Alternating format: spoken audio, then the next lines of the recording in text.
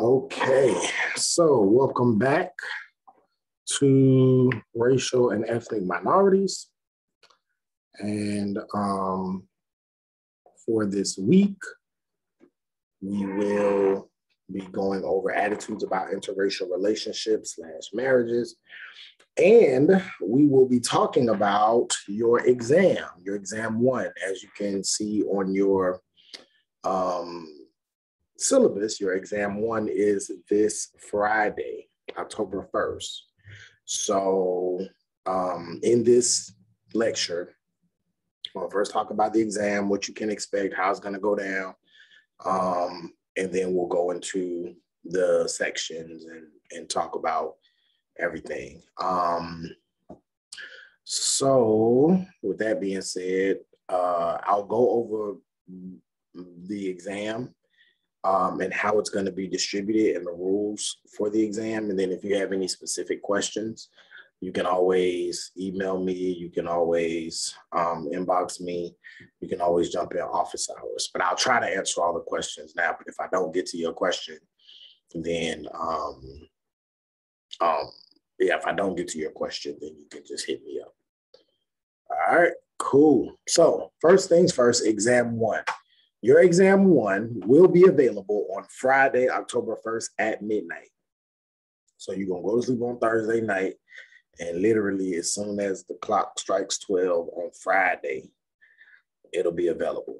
So, and it'll be available for 24 hours. You'll have 24 hours to complete the exam, and it will be due by 11:59 October 1st, right? At midnight, October 2nd. It's a done deal. So you need to turn it in by that time. So yes,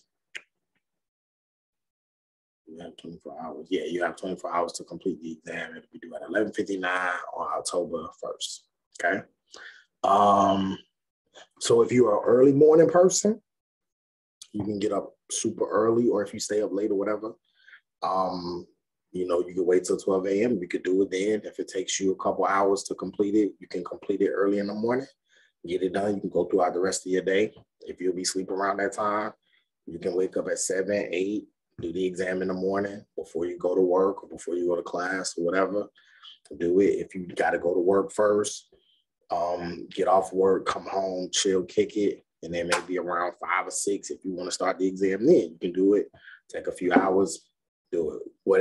However you want to do it. But it's been on the syllabus for a while, so I'm not going to change the date or anything like that. So you just have to find, if you say, oh, I'm going to be out of town, or I got to work, or I got to do this, it's not changing because it's been on the syllabus since the beginning of the semester. So you had enough time to adjust your schedules. You know when exam 2 is, you know when exam 3 is. So I'm not going to change it for that reason. But yeah, you have that whole day, and that's exactly how exam 2 is going to be. That's exactly how exam 3 is going to be. It's going to be the exact same way this is. Okay, so you're going to have a whole day to complete it and submit it. There'll be 30 to 40 questions on the exam. I say don't in the syllabus. I say it again. It is over everything from one exam to the next. So for exam 1, it'll be over everything that we've covered thus far. Exam 2 will be over everything after exam 1, and exam 3 will be over everything after exam 2. So it's not going to be cumulative. Okay, it's not going to be cumulative.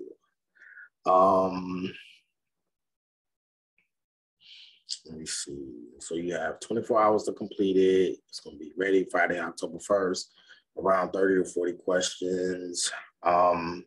Usually it'll be multiple choice. Multiple choice, fill in the blank. Maybe I'll do a short answer too, or maybe I'll save that for exam 2. I don't know how I feel. Depends on how I feel. I might do a short answer, either on this one or the next one, just so you all can get your writing skills up. So the questions will be available under the assignments tab on the link that says exam 1. So if you open your Canvas and you go to where it says assignments, you see exam 1 up there. You've seen it probably a bunch of times. When you click on it on that day, that exam will be there. It'll be an attachment. It'll say exam 1 questions or something like that, okay? What you can do is you can download the questions and then you can answer them on that document, save your document with the answers and upload them before the deadline, or you could download the questions and then record the number to the questions and answers on a separate document and upload your answers before the deadline. So you can do it either one of those 2 ways, it doesn't matter, but you're gonna submit your answers under the assignments tab that says exam 1. So exam 1 is where you're from, under the assignments tab on Canvas where it says exam 1, you're gonna find the questions there, download the questions, answer the questions. When you're done, save it to your computer, upload it to that same tab where it says submit your assignment. You submit it there, okay? So it's not gonna be like you're gonna be on the computer doing it, you know, within the Canvas system. It's not gonna be like that because that typically doesn't fare well. So yeah, you're just gonna download it, complete it on a Microsoft Word document, and then upload it. All right. So yeah, if you have any questions about that, holla at me. So a couple of things that I want you to keep in mind. Please, please, please be sure to type the correct answer next to the correct number. If you do decide to just use a separate document, just do 1A, 2B, 3C, 4D, that's fine. Actually, that's a lot easier for me to grade, but you can do it either way. It doesn't matter. But if you do it that way, make sure you write the right number with the right letter. Because if it's 35 questions and you write 15D, which really you meant 16D, that's going to throw everything off. Then you're going to get to like question 34, but you're thinking you're on question 35 and you might not be paying attention. You submit it, and now everything after 14 is wrong. You know what I'm saying? It's just going to mess you up. So make sure that you're paying very close attention to the number and the answer. Okay. Make sure you're paying close attention to that. If you do not, again, it could throw off your entire exam, cause all your answers to be wrong. I've seen it done before, and I'm not going to go back and try to figure out, oh, they put D, but did they really mean C? You know, it's going to be a lot, and it's not going to fare well for your grade. So yeah, just do it right the first time. Upload the document with your answers in Word or PDF format. I've seen this done countless times. I've also seen students do that. I don't know if anybody's done it in this class. I think so. But in other classes where you are, I said in the beginning of the semester, only upload anything in Word or PDF format. Some of you all are still uploading things in other formats. Luckily, I've been able to download it and I've been able to grade it, so you're good. But there are some times where I think some of you may have an Apple device, and it'll be in pages.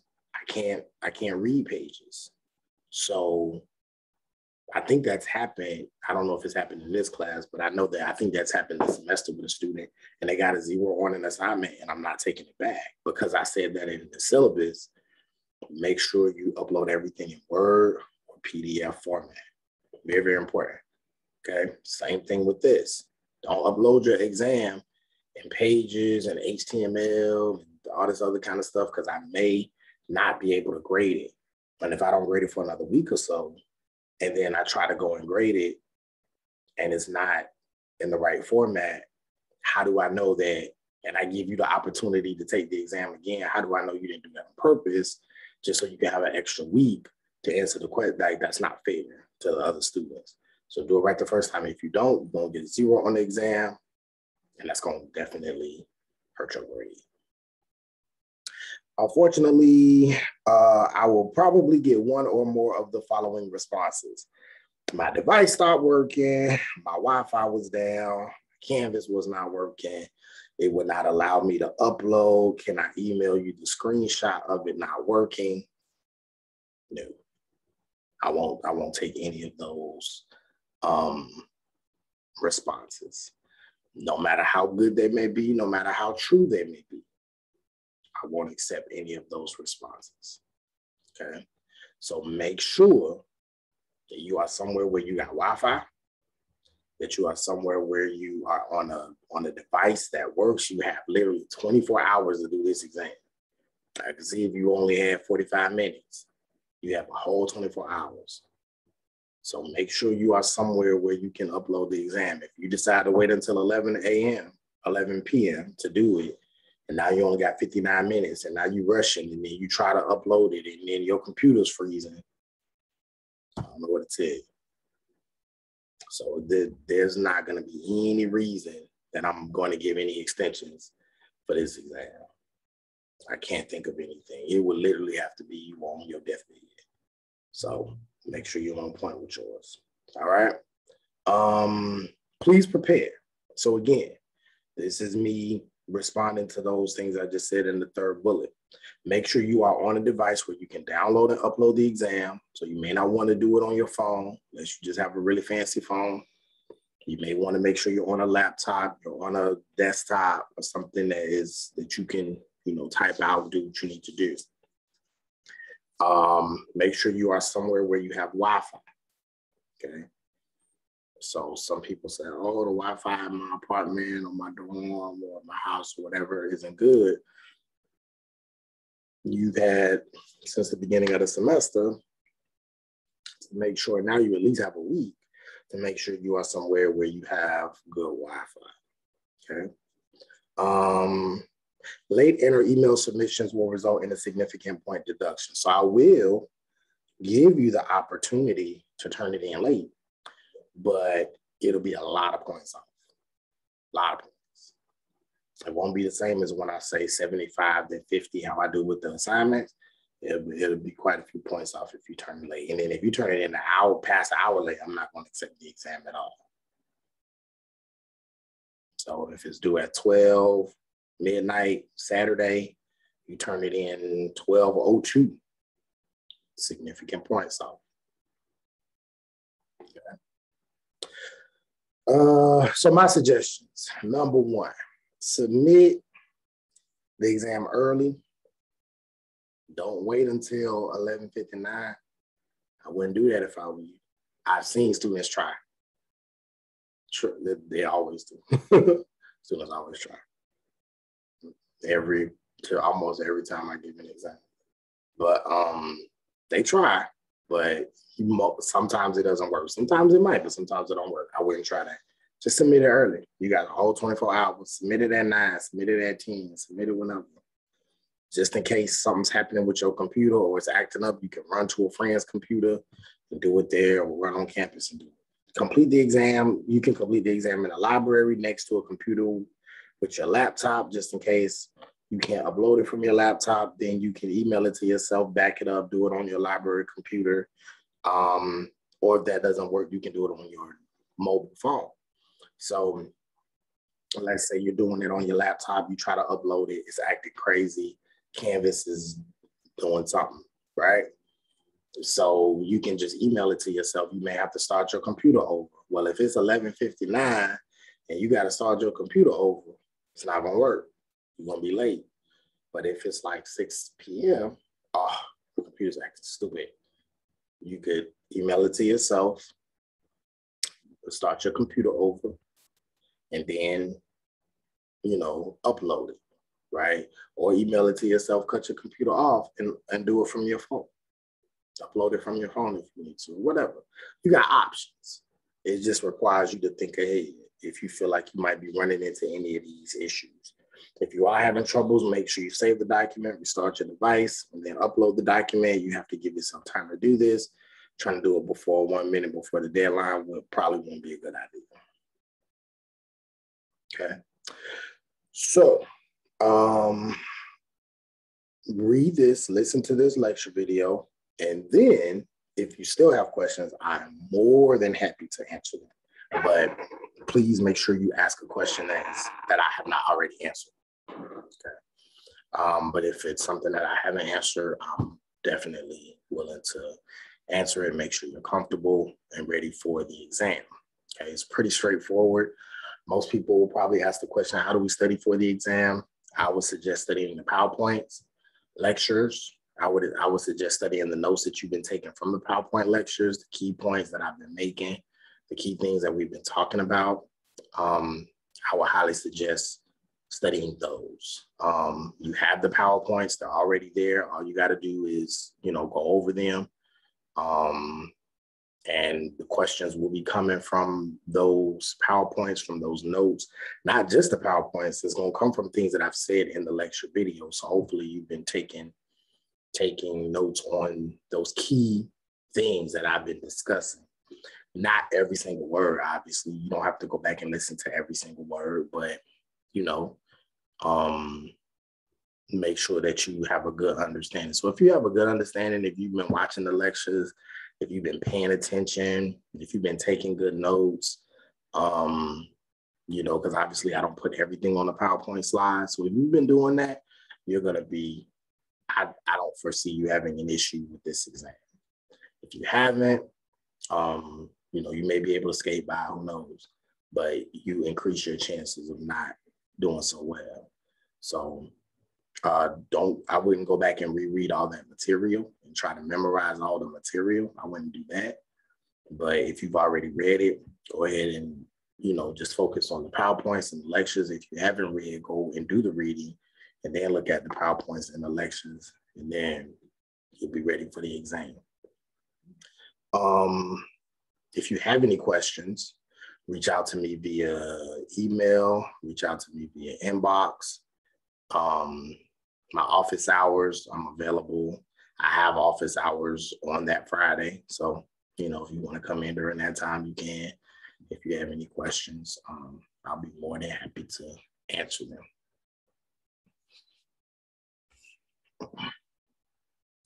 All right. So moving toward talking about interracial relationships, interracial marriages. Okay. The first thing I want you to do, I want you to watch these two links. They're based off of two movies, very significant movies. We'll talk about them in a second. One is from a clip of a movie called Guess Who's Coming to Dinner? And the next one is a clip from a movie called Guess Who, which is like an updated version, but switched, of the first one. So the first one was released in, I think, 1968, 69, something like that. And the second one was like 2003, something more recent. Okay. So check those out. I can't play them because then YouTube will block it, but check those out, pause the video, and then come back and then we'll talk about it. All right. So the first one comes from a movie called Guess Who's Coming to Dinner, about a white woman and a black man, and they meet on vacation somewhere. I think they were in Europe or something. They meet on vacation, and she is, talking about, you see it. She's talking about, oh, I met this wonderful guy. He's a doctor, and he's this and he's that, and he's great. And, I want you to meet him and all of this. And so I find out he's black. So it throws the parents off, because this takes place in 68, 69, something like that, when this movie was released. So somewhat modern, this is towards the tail end of the civil rights movement. This particular generation is a bit more progressive than the previous generation of, their parents, who were like born right in the thick of Jim Crow. So they're kind of like, and I think they were in California in that movie. But even though they're in California, they're still kind of like, I still don't know how I feel about, I've never thought you would marry a black guy, Then there's a updated version with Guess Who, with, I don't know if you know Bernie Mac is, he's a comedian. And but this time it's switched. So it's a black girl who, I think she goes off to college, to a historically black college, if I'm not mistaken, in the movie. She goes to a black college. She's telling her parents how she met this guy and he's great, and all this stuff. And so they're like excited about meeting this new guy that their daughter just met. They automatically assume he's Black. And so, as you can see, that's what happens in the clip. And come to find out, the guy that she meets is the white guy, is Ashton Kutcher. And so then the whole movie, it's a comedy, like a romantic comedy kind of movie. It's pretty funny. And then it's just a movie about the white guy getting to know his girlfriend's Black family. So so these are two movies that kind of speak to, in a really funny way, not an issue, but something in our society that I think is important for us to discuss and talk about. And that's the idea of interracial relationships, marriages, attraction, what attracts us, sexual, the term that I came up with, sexual politics, all of these different things that make up who we are attracted to, right? So we're going to talk about that. But before we get into that, and I'll ask this question again. Have you ever been in, or are you close to anyone who is in an interracial relationship? What was it like, and what type of responses did you get from people? So just something to think about, right? Have you ever dated someone who was of a different racial group, and what did that entail? What kind of experiences did you all have? And if you've never done that, but you know of a friend who has, what was it like for them? What type of responses did they get? Was it really cool? Did people, were people okay with it? Did they get the weird stares out in public? Did the relationship last? If it didn't, was it because of race that the relationship didn't last? So just some things to think about. So going to the next slide, America's approval of interracial marriage has increased substantially over the years. So in general, if we look at attitudes towards interracial marriage, if you look at the census data, which is what the author brings forth, if you look at the census data, as we progress further from the era of Jim Crow, more and more people, at least on paper, are starting to say that they approve of interracial marriage, or they don't see anything with people marrying across racial groups, which again, for centuries was not allowed. For example, for white and non-white people or Black people, it was illegal for them to intermarry. And not just Black people, but anybody of another race. You could not marry any person of another race. And there were a lot of different reasons for that. A lot of it was tradition, but the tradition was reared in economics, essentially. And we'll get to that in a second. We'll go all the way back to slavery, and we'll talk about why that came about. Because it wasn't that people weren't attracted to each other, because there were a lot of mixed race children. I think we talked about this in this class, mixed race children in slavery, because Black women, enslaved African women, were being raped by the so-called slave masters. So it wasn't for lack of attraction, but a lot of it had to do with economics and the passing on of wealth. So we'll get to that in a second. But I always think it's interesting for us to look at Hollywood when we are looking at these,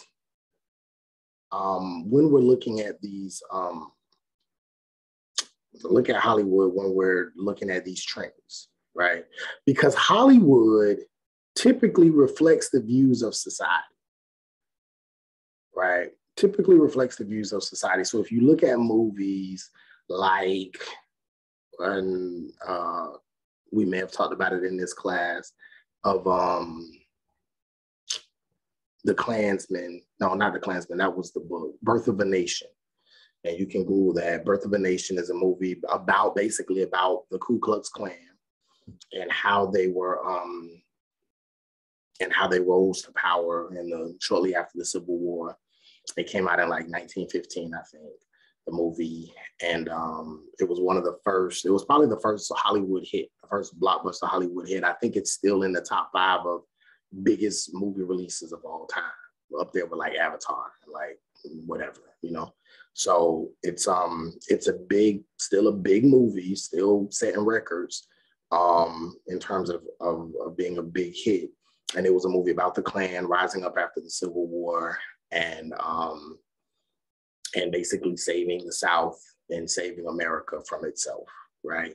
It had these very negative images, negative stereotypical images with Black people as like these beasts running after white women, trying to rape them. And then the Klan comes in and they, you know, beat up the Black people, kill them and save the white woman from, you know, the African beast and all this other kind of stuff. It's a very, very racist movie. You can probably watch it on YouTube.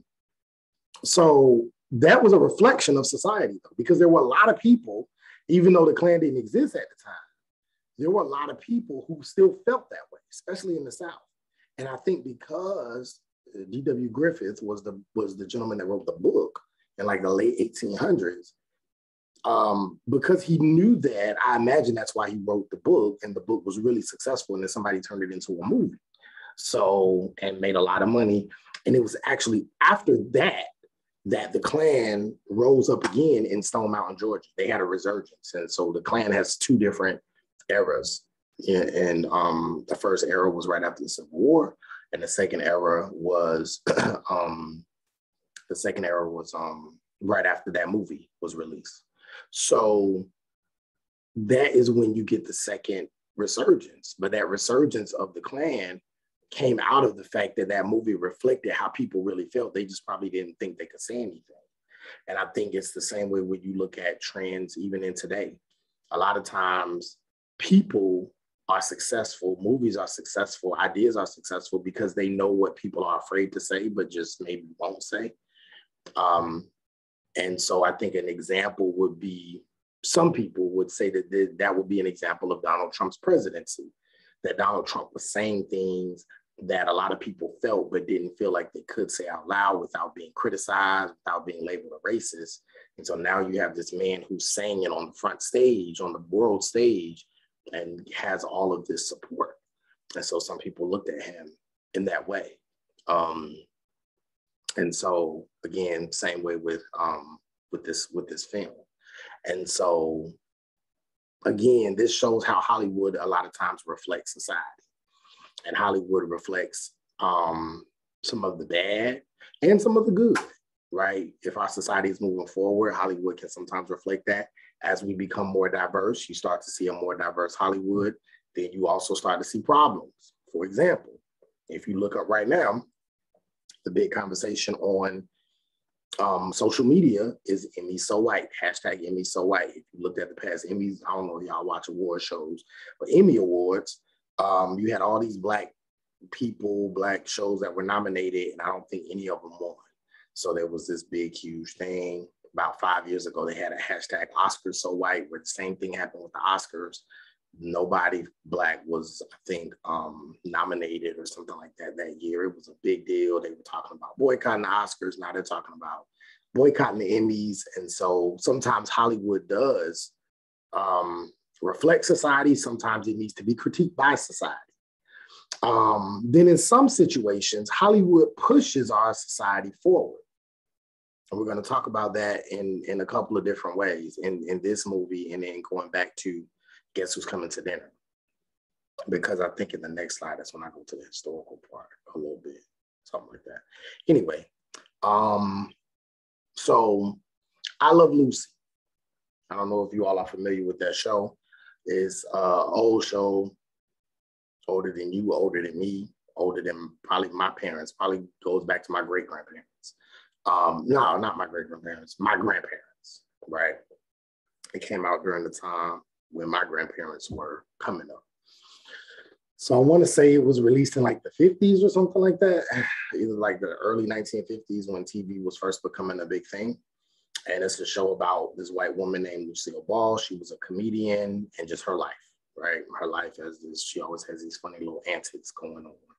And you can watch, reruns of it on like TV Land or some channel that shows old shows. And so if you remember anything about I Love Lucy, or if you've ever seen it, or if you Google it, you'll see that she's this white woman. She's a redhead. She's really pretty. And her husband is a man named Desi Arnaz. And Desi, this was her real life husband. Desi is Cuban. I believe he's Cuban. He's Latino, but I believe specifically he's Cuban. And so, and they're married. And so she wanted to portray that in her show. And at that time in the 1950s, that was not a good idea. People were not okay with watching interracial couples. It wasn't legal at the time. But she demanded that on the show, she be able to portray her real life husband, which was this Cuban man. And so it's Hollywood. Hollywood can kind of work around stuff. So they did it. They didn't think it was going to be a hit. They thought the show was going to flop. They thought people were not going to tune in because they did not want to see this couple, this white woman and this Cuban man on television. But it was a hit. It's still being played to this day. It also led to a bunch of other, amazing things that Lucille Ball did as a woman in Hollywood. She was definitely a leader in that way, and she did things nobody thought a woman would be able to do, like own her own studio and all of that. But we're not going into that right now. But just talking about the racial aspect, she fought for her, for her to be able to, reflect her actual life and her actual marriage with her husband, this Cuban man. So I want to say that was the first interracial relationship that was ever shown on television, if I'm not mistaken, especially on a mainstream show.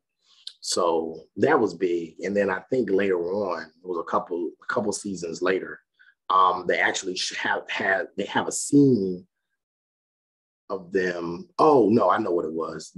They were in the bed together, but they weren't in the same bed. They were in the same room, but she was in one bed, he was in one bed. So at the time, Hollywood was still somewhat more it was more conservative than it is now. So you couldn't show even a man and a wife in the same bed to allude to the idea of sex, right? So that wasn't a thing, but they were in different beds, but in the same room. So these were just things that was kind of done to push our society forward and how Hollywood reflects that, right? Depictions of white and black people were definitely prohibited. So that was not okay. Oh, and another thing with Desi Arnaz was Desi was Cuban, and he also had a very, very thick Cuban accent. And they portrayed his culture in the episodes. He owned a Cuban nightclub. I think this was in Miami. I think it was set in Miami or something like that. So he owned this Cuban nightclub in the show, and he spoke Spanish, and they had a mixed race son in the show. And it was just very, very, very progressive for the 1950s. Like, if you look at it now, you're like, wow, I cannot believe this was happening during the same time that there's still Jim Crow, separate, colored only, white only signs. Black people are still being lynched. Emmett Till happened in that decade. So the fact that Hollywood is pushing this forward and these same things are still happening in society, it's like, wow, it's really, it's sad and fascinating in the same way, right? Okay, so I'm done with that. So depictions of white and black people were also strictly prohibited.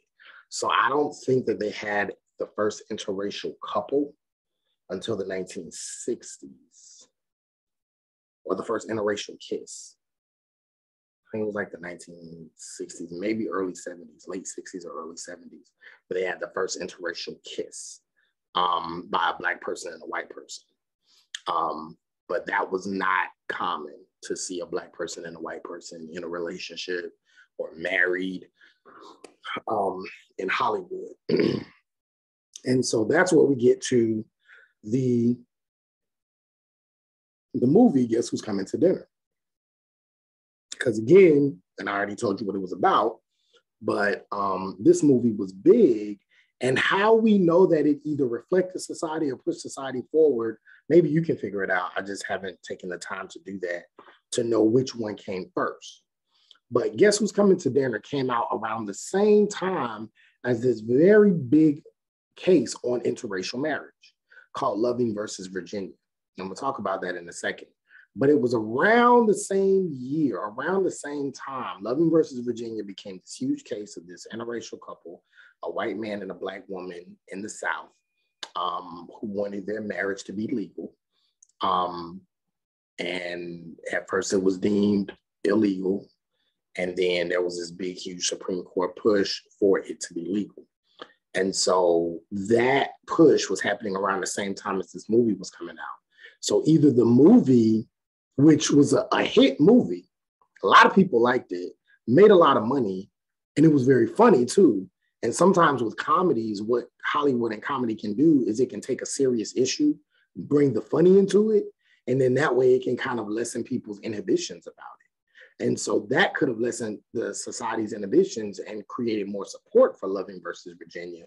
Or maybe Loving versus Virginia was passed, and around that same time, this movie comes out to kind of show that, hey, guess what? Mixed race couples are not, or interracial couples are not as bad as y'all think it is. It's not a big deal, right? So yeah, so that's what we have that now. So let's go into the actual Loving versus Virginia case. So in Loving versus Virginia, Mr. and Mrs. Loving, I want to say they were, they got married in Virginia, okay? And in October of 1958, a grand jury indicted them in Virginia for violating the ban on marriages between different races. So people, basically the Virginia state, court says that it was not legal, they could not be married. And so if he wanted to die and pass on any property to his wife, he couldn't do it because it was illegal. So they were found guilty of violating that law, and they were sentenced to a year in prison. But then the judge went back and said, listen, I will postpone your sentence for 25 years as long as you leave Virginia and you don't come back. And so they had to leave Virginia, and they didn't want to leave Virginia. They had a house, they had a farm, they had a family. They did not want to leave. But they ended up having to go. So they went, one state up, and they went to Maryland. So they moved to Washington, D.C. And I want to say there it was much more liberal, right? Because this is the nation's capital. So it was liberal, and they were able to be married officially, right, in Maryland. But they claimed that Virginia's rule violated the Equal Protection Clause of the Constitution. And so they wanted that Equal Protection Clause of the Constitution to eliminate the sentence so that they could come back to Virginia, because that's really where they wanted to be. They wanted to stay in Virginia. So they hired a lawyer, his name was Bernard Cohen, and to try to get the lawyer to cancel their jail sentence so that they could return. They didn't have to wait 25 years before they could return back to Virginia. So Bernard Cohen, if you go to the next slide, Bernard Cohen pushes and pushes and pushes for this case. And it takes almost 10 years for the case to actually go through the whole process. Now, I don't know the details of, where I guess it kept getting ruled constitutional for the couple to be prohibited to be married. So, which is why they probably had to go to the Supreme Court. Finally, they get to the Supreme Court. They push the Supreme Court to take the case. And at first, the Supreme Court did not take the case. The court allowed the Lovings to present their case to the Supreme Court of Virginia. The Supreme Court denied it, or Virginia denied it. So then in 1966, they took it to the Supreme Court of the United States, and the Supreme Court denied the case as well. But then a year later, they said, you know what, we'll accept the case. And so they held a trial on April 10th, right? So they held a trial, listened to the arguments of the state of Virginia. They also listened to the arguments of Mr. and Mrs. Loving. And after listening to both arguments, the U.S. Supreme Court unanimously voted in favor of the Lovings, and they demolished Virginia's law for good.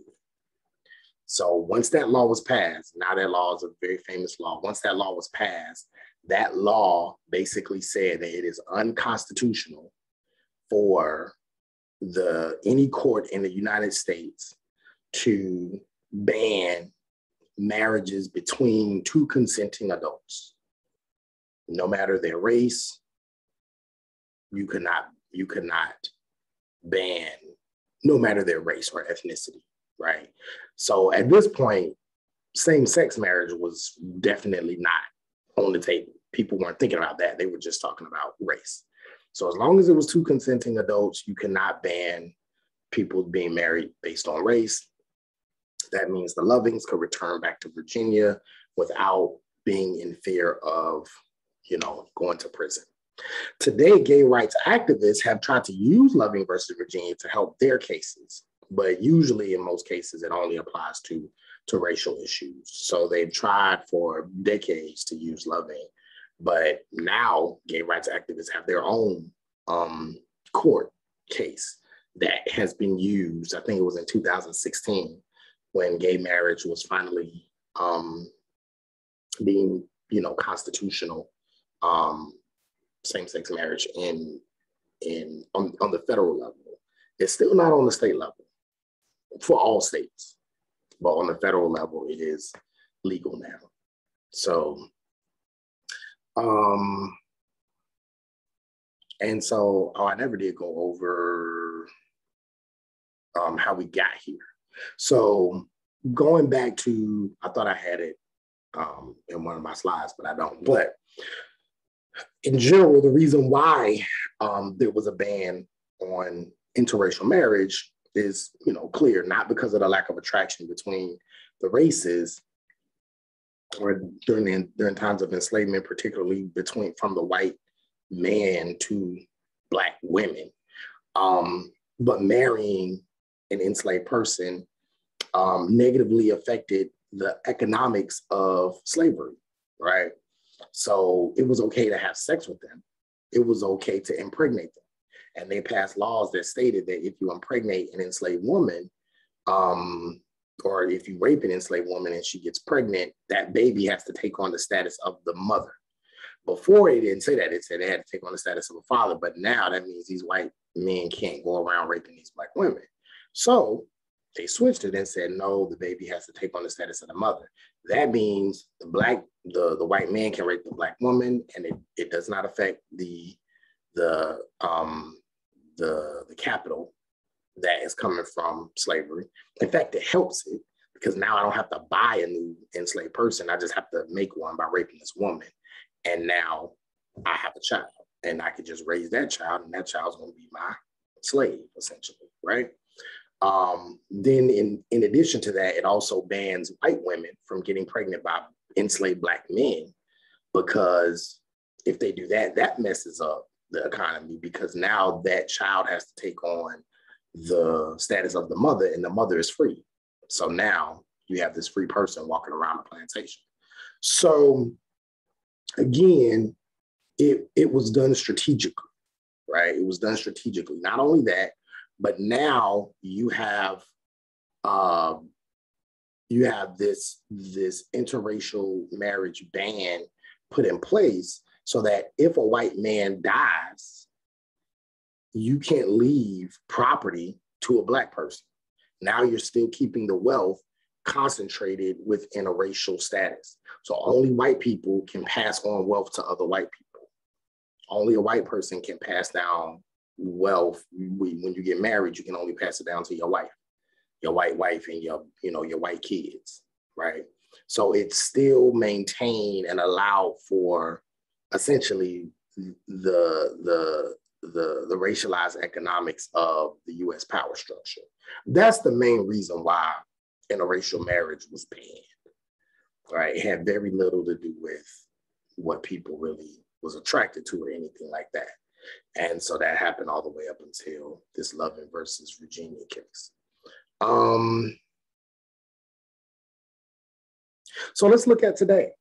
Okay, so looking back, are you close to anyone who has been in a racial relationship? What are or what some of those experiences? What do you and your friends and or family think about interracial relationships and or marriages? So what do you think about them now? Right? Do you think it's okay? Do you think it's not okay? You know, yeah. What about your parents? Do they think it's okay? Do they think it's not okay? I can't remember if I told the story. I think I told the story in this class, so I don't want to tell it again. But yes. What are some of your thoughts? Right. Since Loving versus Virginia, attitudes towards interracial marriage has become more favorable. So that's how we started off the conversation. That's how we started off the lecture. However, there are some things when we dig deeper into the research and dig deeper into the data, we start to see that there's some nuances around what these attitudes and trends look like. So, for example, if we look at page 138, go ahead and turn in your books to page 138. And I'll read a little bit of page 139 as well. It says that since Loving versus Virginia, attitudes towards interracial marriage have become more favorable and rates of intermarriage have grown steadily, though these trends vary depending on many factors. So we should look at these factors. Gallup poll of American attitudes towards Black-white interracial marriage found that those who were 65 years of older, less educated, conservative Republican, were less likely to approve of such marriages, go figure, compared with younger, more educated, liberal, moderate, Democratic, and independent counterparts. The same poll revealed that the South is least likely to approve of intermarriage of any region in the country. Gallup polls taken from 1968 to 2013 also revealed race to be a factor shaping attitudes. According to Newport, Black people's approval has consistently been higher than white people's approval of interracial marriage over the decades. And in 2013, 96% of Black people approved of Black-white marriage compared to 84% of white people. Additionally, though, attitudes have become more favorable over time. A 2012 survey of Republican voters found that 29% of Mississippi and 21% in Alabama still believe interracial marriage should be prohibited by law. However, actual rates of intermarriage, though growing, are still very low. And you can read that for yourself. We don't have to go into all of that. But it just goes to show that there is a difference between approval of the interracial relationships and then actual interracial relationships, which leads us to think, how much of it is really approval, really? Because let's be honest, and this is what we're getting ready to get to in the second part of this lecture with Asian American sexual politics. But if we really think about it, some people may say, and you may even think this way of your parents, they say, oh, I believe it should be legal for other people. But I don't know if I want that for myself or my family, right? I don't think nobody else should stop another person from marrying who they want to love. But do I want to participate in that? Do I want my child to bring home a Black guy, a Black girl, a Latinx guy, a Latino, a Latina?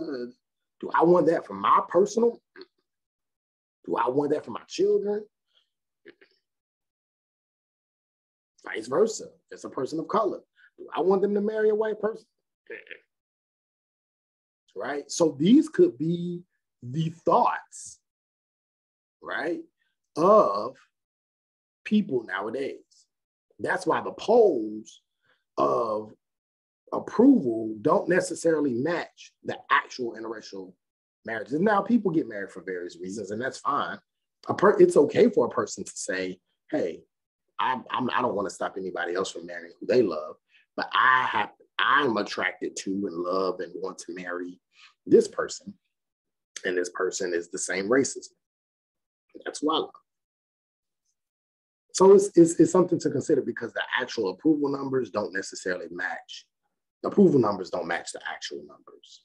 And there's still not as many interracial marriages as we may think. There's a lot of couples, there's people who may date interracially, may have sex interracially, they may have babies interracially, but in terms of marriage, it's still not as high as one may think, right? So let's look at what factors contribute to low intermarrying numbers. And two things is what we find on page 139.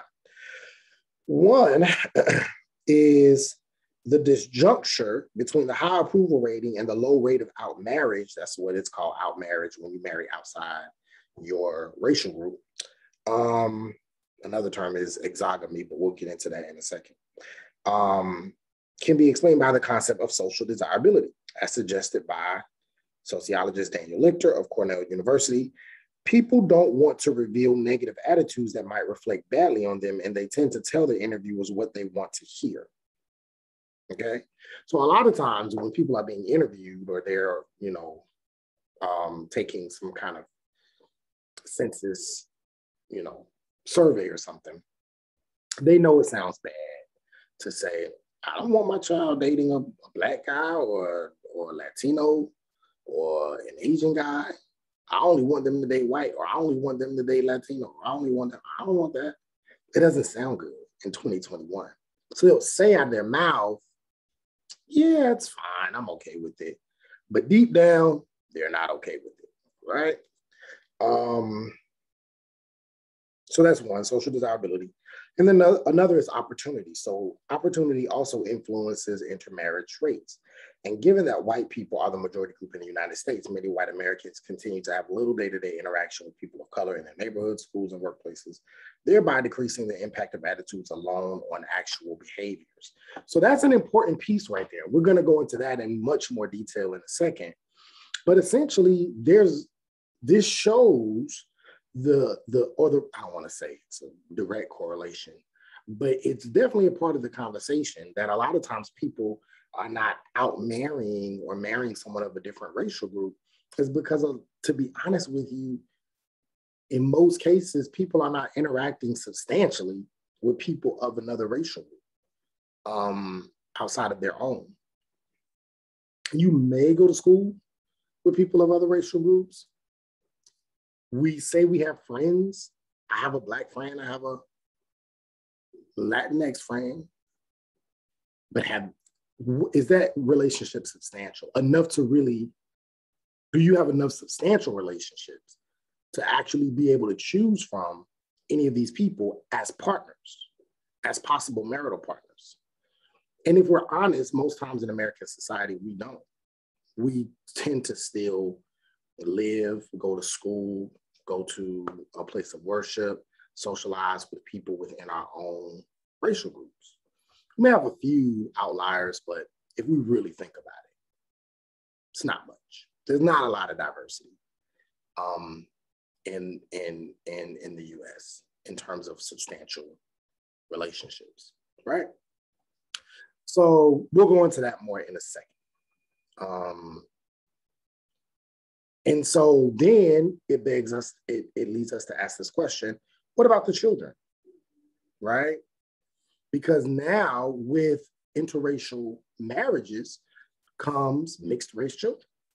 And that comes with its own set of, that can come with its own set of complications, if we're honest. And what that's like, there's a whole line of research on mixed race children. I actually have a colleague of mine. She's an associate professor in Vermont, I believe. And she's written a couple of books on mixed race identity. I believe she's mixed race, and she's written a couple of books on mixed race identity. So it's real. And one main reason why people say they don't approve of interracial marriages is because they say, well, we don't want life to be extra hard for our kids. It's already hard enough. Racism is already a thing. We don't want our kids to be messed up even more. Caught between two worlds, having no sense of identity. And so That concept is called the tragic mulatto concept. Tragic mulatto concept, right? This idea that mixed race kids don't know who they are, and they have they're psychologically damaged because they're not Black enough for the Black community, they're not white enough for the white community, so they're trying to find themselves. And that dates back to these older narratives about mixed race children in slavery and in Jim Crow, right? These narratives that these mixed race children on the plantations weren't accepted by the enslaved Africans, but then they also weren't accepted by the white parents. And so it was very difficult. So if you've seen movies like It's a Wonderful Life, that's a movie about a mixed race child whose mother is Black, but her dad was white, and she came out really, really, really, really light. She had these straight Black hair, so she looked white, but her mother was a Black maid who worked in the house of white people. And, you know, her mother like would pretend that she didn't know her, not because she didn't want to, but because she knew that that's how she had to be raised so that her daughter could have the best things in life. And she did. Her daughter had all kinds of opportunities. People thought she was white. When she would drop her off at school, she would kind of have to like stay really far away. And then over time, the daughter started to be ashamed of her mother, and she would treat her mother really, really bad throughout the movie. And she would talk really negatively towards her mother. And her mother was always so loving to her and would say, "Okay, I know you don't want me here, but just know I love you so much." And you know, it's a really touching movie. It came out in like the 40s or something, maybe 40s, 1940s or 50s or something. It's a black and white movie. If you want to watch this on YouTube, but you probably won't, so I can tell you what's going to happen in the end. But if you don't want me to tell you, then skip over this part. Spoiler alert: her mother dies at the end of the film, and she dies before the daughter could reconcile with her and tell her how much she loves her. And it's like really, really sad. She's like at the funeral, and it's real, real sad. So It's a Wonderful Life is a movie about the mixed race identity. Queen is another movie about this woman who was born enslaved, and she was mixed race, and she grew up on the plantation and going between both groups, the Black people and the white people. And so white people who are Black people who pass as white, who are very, very light, and are people think are white but are really passing and they're actually Black, that's called passing, right? And so that's typically what you find when you find that's part of the mixed race identity.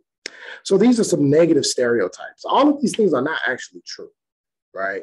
Especially this idea that mixed race children are caught up between these two worlds and that they don't have a place of identity. While they often do go through identity constructions, it's not anything abnormal than a person who is of one race to go through a identity construction. So that's actually not true that they go through it in a way that is just dramatically and psychologically traumatic and different from other people. Positive scientific results, positive attributes outweigh the negative of being mixed race. Mixed race people tend to be more objective. They tend to be more open-minded. They actually have a better view of others without racial blinders. So they tend to have a kind of a different outlook on life. They have pride in their biracial background, and they're in some ways can be more well-adjusted, or at least well-adjusted individuals. So even if you look at the first Black president, President Obama, whether you agree with his policies or not, there was something, I think that kind of helped to weaken these negative stereotypes about mixed race people. Because he was mixed race, but many people would argue that he had an open mind, he was very objective, he was able to see things from the perspective that Black people have gone through in the United States, but he was also able to see things from the perspective of white people who want to see the country do better and be better. And his narrative and his way of speaking and talking in that way was something that kind of shows that the mixed race identity can really help heal people in some ways. So with that being said, go ahead and watch this link. I don't know if you are familiar with Tia and Tamara. They're famous actresses, and they're twins. They had a show back in the 90s called Sister Sister, and they're twins, and their mother and father, their mother's Black, their father's white. They met in the military. And so one of the twins, they're older now, they're like in their early 40s, and they talk about, one of them talks about what it was like growing up as a mixed race person. And she talks about her experiences. The twins, one of them married a Black guy, the other one married a white guy. So there's this kind of, interesting dynamic that they have. So go ahead and watch that, and then come back. And then we will go on to the next part of the lecture. All right. So let's go to this next one. What shapes my attraction? And I think this is important for Asian American sexual politics, because it talks about the politics around attraction. And so I want, as always, I like to start out with some kind of critical thinking question, just something that can get you, get your mind kind of going. What kind of person are you attracted to? So if we were in class, I would ask you in general what kind of person you're attracted to, and you can tell me, right? You'll tell me what you're attracted to. Some people will say, I want somebody who's smart. Somebody may say, I want somebody who's funny. Other people may say, I want somebody who's of the same religion as me. Somebody who is, who is in college. Some people may say, I want someone who's attractive. I want to be physically attracted to them. Some people will say, I want someone that I can really talk to, somebody I can trust. So we have different reasons why we are attracted to somebody, right? Something about who they are. Sometimes students may say, you want physical or emotional, and I'll say both. Some people will say, I'm attracted to tall guys, or I'm attracted to women with long hair or short hair, or, whatever, right? So what kind of person are you attracted to? Just think about it. And then, why are you attracted to these qualities? This is a much harder question, because most times we're not asked why, we're just asked what.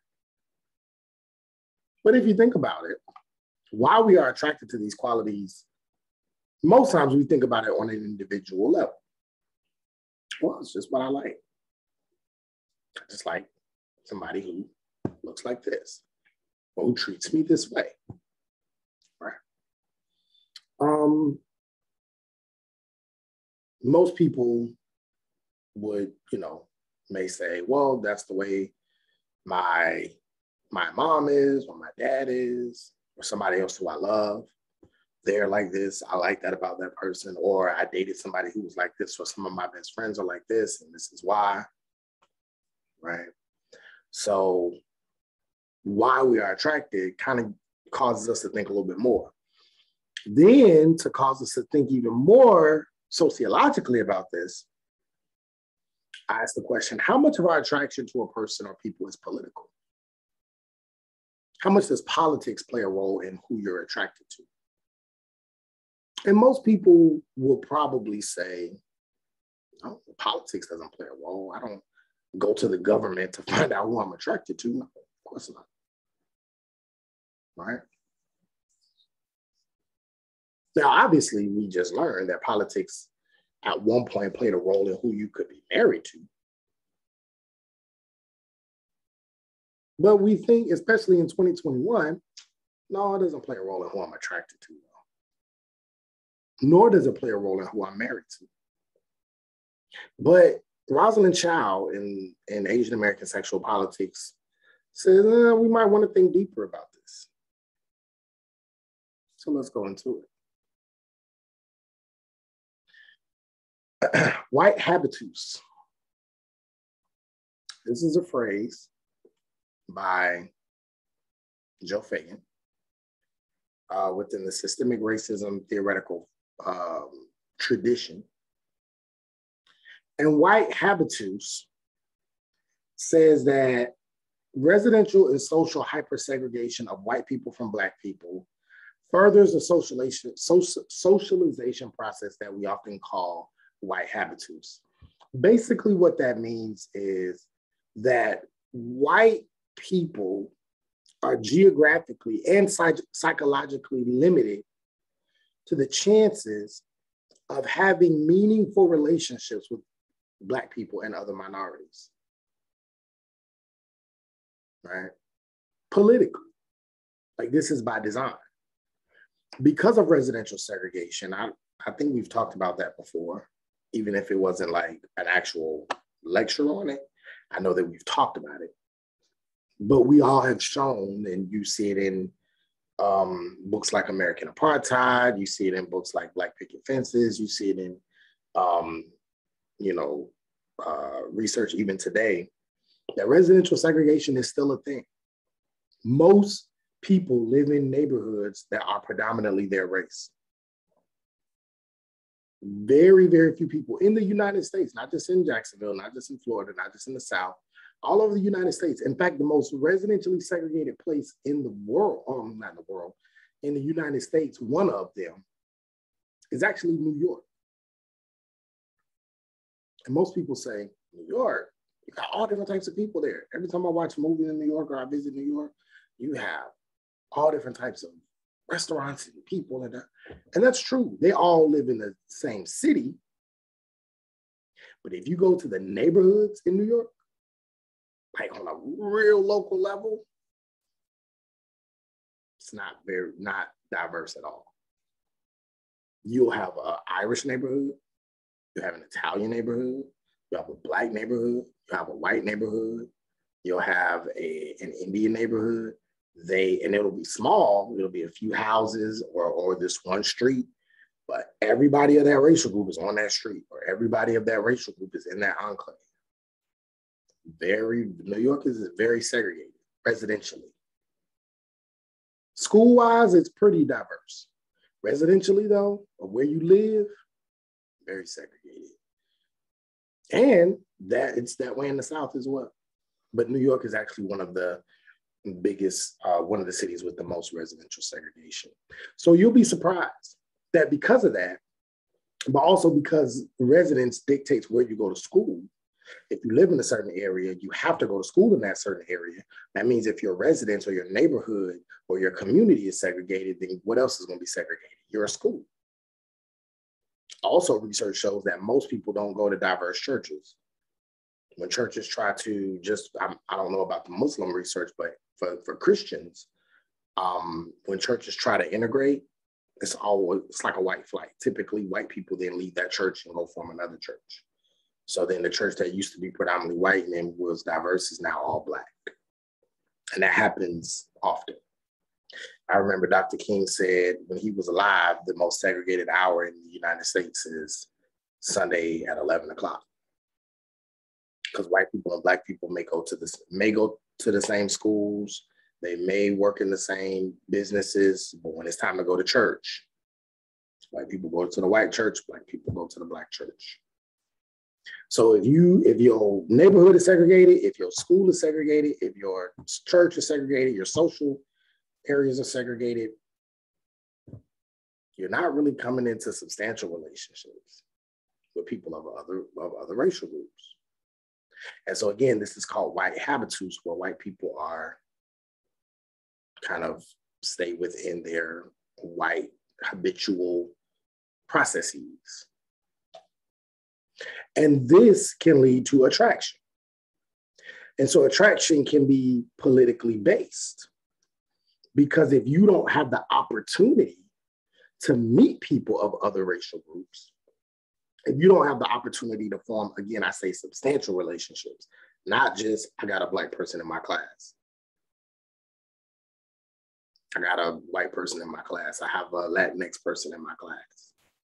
Not that. I'm talking about real relationships where if you live next door to each other, it's a good chance you may go to each other's houses or your kids may play together or something. It's not a real relationship. If you don't have that opportunity, the likelihood of you dating, let alone marrying somebody of another race, decreases dramatically. So attraction can be politically based on that. It can also be politically based on convenience. So again, it's not very convenient if all you do is go to a white neighborhood, live in a white neighborhood, go to a white school, go to a white church, go to white social all your life. It's extremely inconvenient to go all the way on the other side of town to meet Black people, or go to this side of town to meet Latino people, or wherever. Also, there are familial pressures or preferences, if we're honest, right? If we're honest, you may have heard it from your parents or may have heard it from somebody's parents. Don't bring no person in this house, insert whatever race, Black, white, Asian, Latinx, whatever. We are whatever the house is. That's familial pressure, right? Then it could be a veiled statement. We talked about those earlier. I'm okay with interracial marriages, but it's just already hard enough dating inside your race. You know, it's hard enough to find somebody you really want to be with. And the majority of these marriages are ending in divorce anyway, or large percentage of them. Just don't make it hard for yourself. Marry somebody in your race is hard. Marriage can be hard enough as it is. Don't do it. Don't do it. Don't make it harder for yourself and your kids. Just marry somebody in your race. So these are some of the ways in which white habitus, which is a political thing, can affect attraction. Also, there's something called the white racial frame. The white racial frame.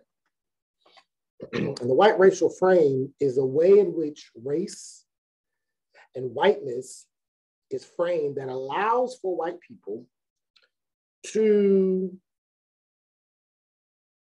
rationalize the structural processes that maintain ongoing privilege and inequality. So it allows, the white racial frames allows for white people to essentially ignore the systemic realities of racial division in our country. Not only racial division, but white hierarchy, sometimes called white supremacy.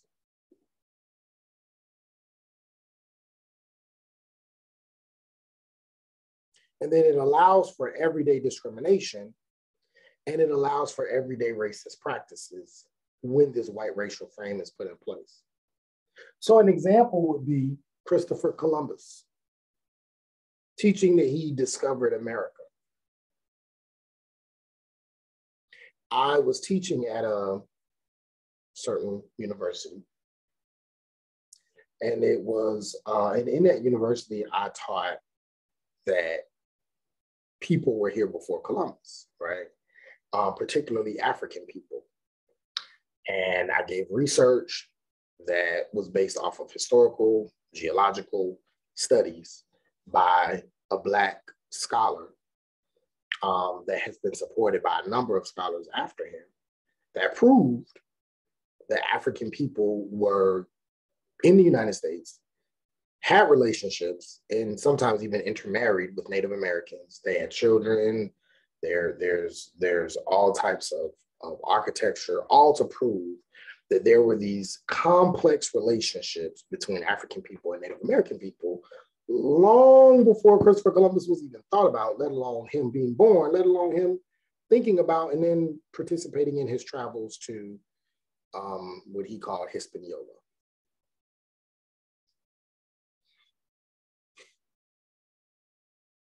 When I brought up the idea that people were here before Columbus, and that Columbus, in fact, did not discover America. Again, this was at a university. Some of these students were sophomores, juniors, I think sophomores and juniors. I don't think there were any seniors in the class, but it was all white. Might have been one black kid in the class. It was all white. And some of them were shocked. They were really shocked. They were like, I never thought about that, Professor Crane. Like, I never thought that Columbus really didn't discover America. We've always just been taught that. And I was really just thinking to myself, like, wow. Even in 2021, even though with social media, even though with all these things, and it's still really being taught in schools. I don't think it is, because the people that I'm around, the schools that I'm around, the schools that I send my daughter to won't teach that. Or if they do, I correct it. But a lot of people, but particularly white people, still really truly believe, even though the evidence is all there, that Christopher Columbus discovered America. But that's part of the white racial frame. Even though African people were in the Americas, even though Native Americans were in the Americas long before, the white racial frame says, we're going to forget about that. Even though history books literally state that when he got there, they were there. And then he says, oh, well, it's mine now. I discovered it. So this is what Fagan means. You frame education, you frame banking, you frame the medical industry in a way that maintains racial privilege, right? And then you add the gendering on to this.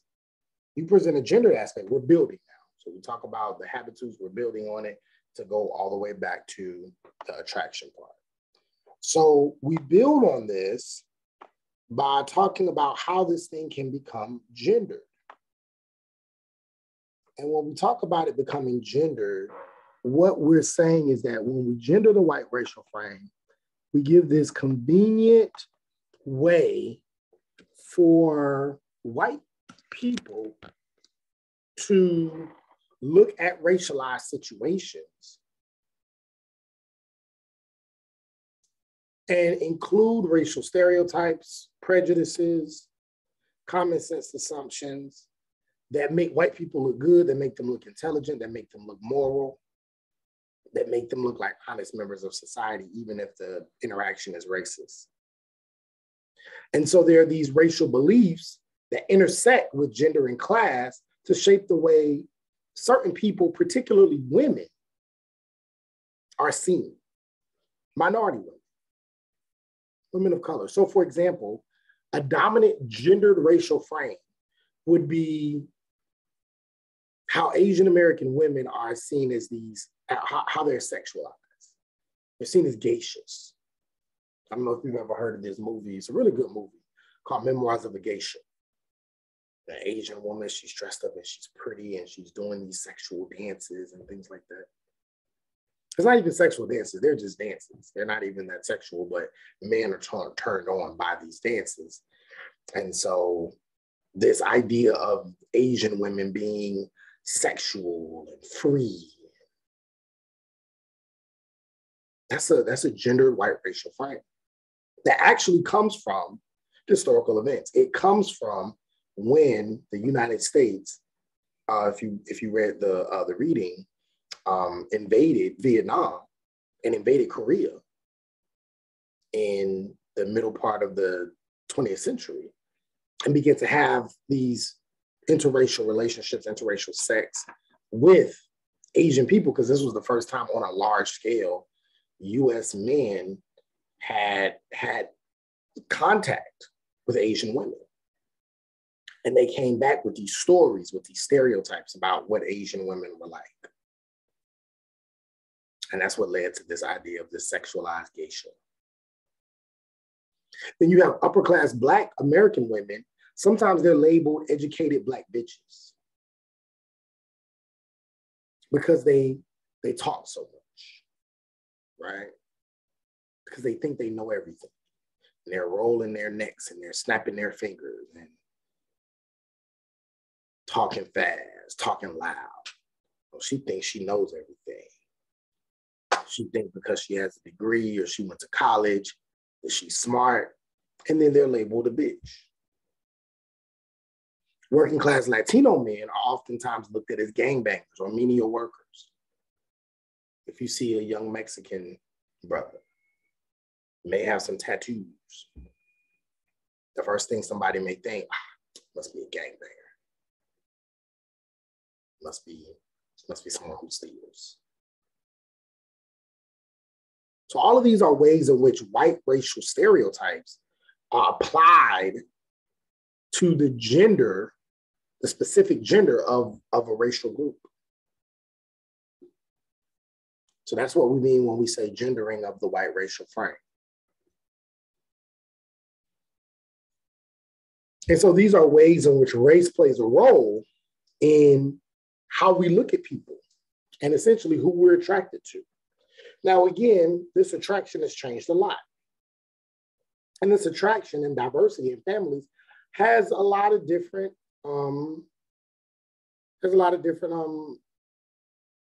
meanings. We already gave the history of it all the way up to Loving versus Virginia. So we talked about that. That court case in 1967 ended the anti-miscegenation laws, which just simply means that it made it unconstitutional to ban people from getting married based on race. So now we have less endogamy. Endogamy just simply means when you marry somebody within your social group. I'm Black, so if I marry somebody who's Black, if I marry somebody who's from the South, if I'm Christian, I marry somebody who's Christian. If I'm middle class, I marry somebody who's middle class. You marry somebody in your social group. Exogamy means you marry somebody outside of your social group, outside of your race, outside of your class, outside of your religious affiliation. So now we're moving out of endogamy and more into exogamy. Not as much as we think. We talked about that, but more American families are becoming exogamous. Now we're even getting to a point where people are saying, hey, I don't even know if I just want to be with one person. Maybe I want to experience more than one person in this relationship. So now people are looking into polyamory, polygamy, polyandry. Right? So the notion of families is really growing.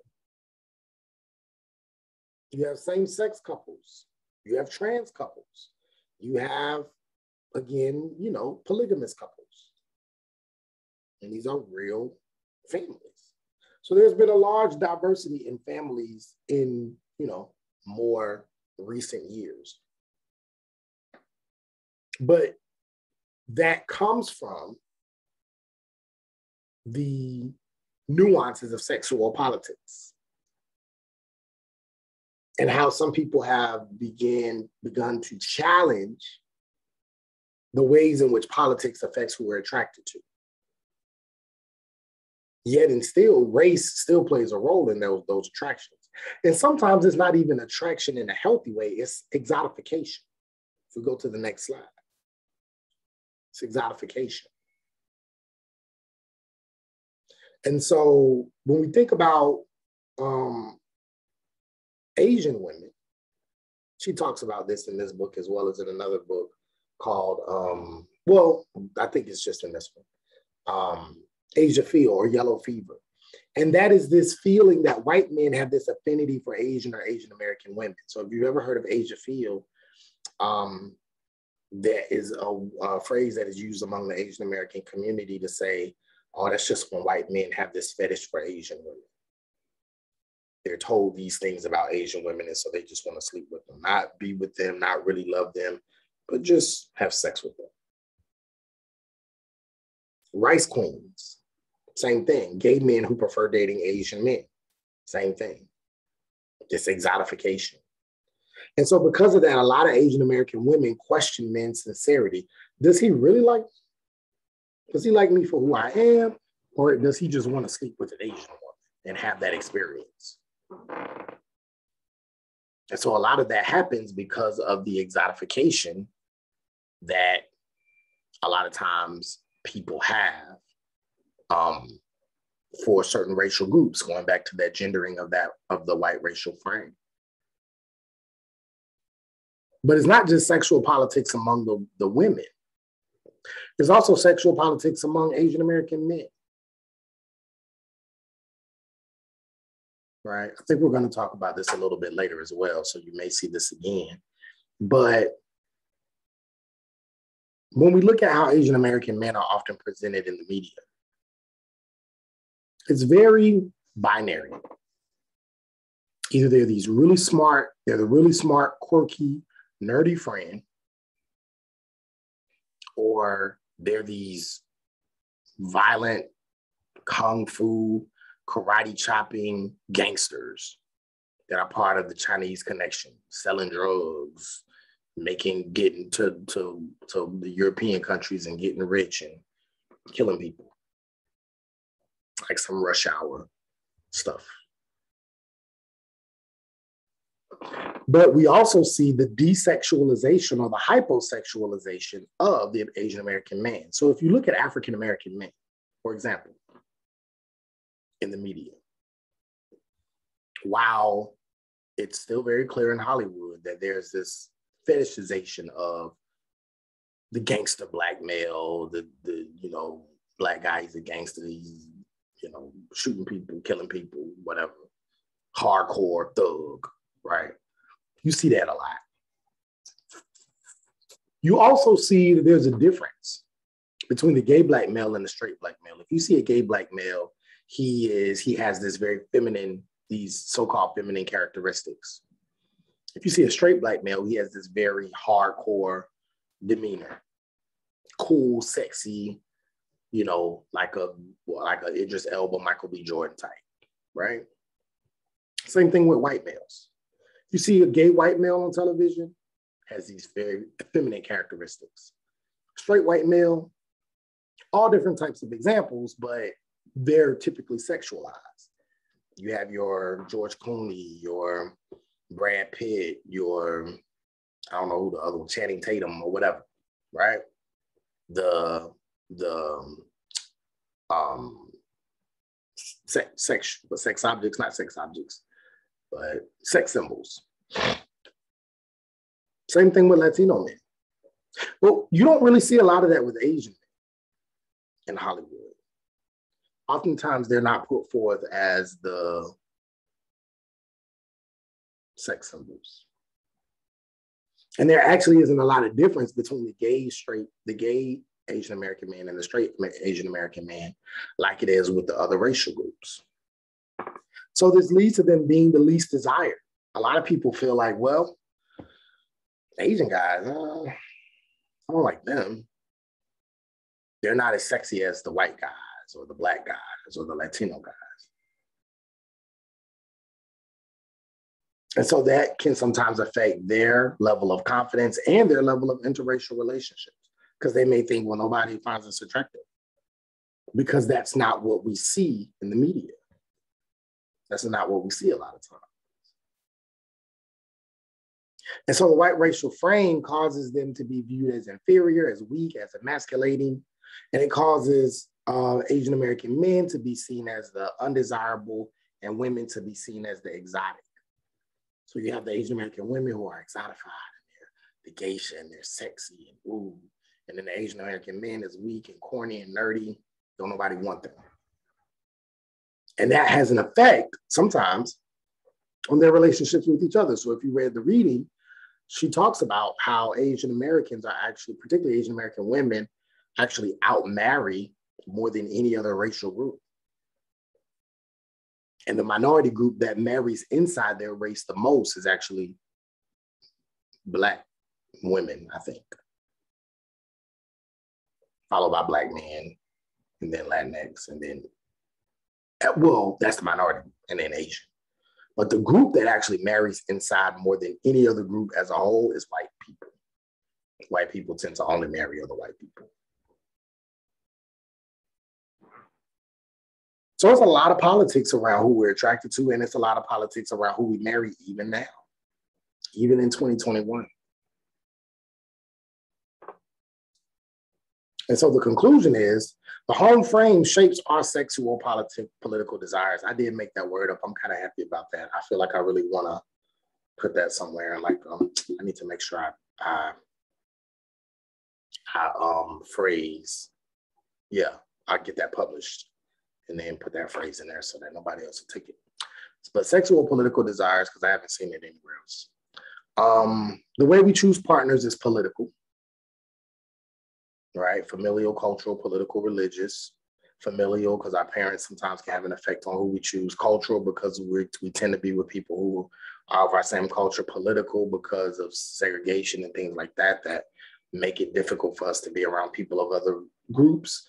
And religious, because that is also very much segregated and can sometimes dictate who we decide to pick as a partner. The white racial frame influences how we look at ourselves as whether we're desirable or not, and it dictates how we look at people of other racial groups based on the stereotypes that it puts forth. And then it is up to us to be knowledgeable of these influences and to do our best to look past them when we make our decisions. So somebody may say, well, how do we fix this? We see the problem, now how do we fix it? Just try to be mindful of the way we talk, of how we interact with people, of how we describe people. And then if you're single and you're interacting with people on campus or interacting with people, you know, find yourself maybe looking to interact with somebody that is different from you. You don't have to force it. You don't have to, I don't know, be weird about it. But consider that option. If you want. We should try to be a little bit more open-minded about things that we might desire. We may find out we might like something, or we may not. But at least do our best to think beyond these boundaries that we've been placed in by society. So some final questions. What were some of the political implications around the riot? Well, actually, you know what? I don't want to do that. I'll just leave it with the conclusion. We won't go into those questions. So yeah, if you have any questions, that is the last lecture. This is the last lecture before your exam 1. So some of this stuff will be on your exam. If you have any questions, reach out to me, email, office hours, inbox, about anything. Yeah, and good luck on your exam. Have a great week, a great weekend. Yep, you'll see me later, and hopefully I'll see you on office hours. Peace.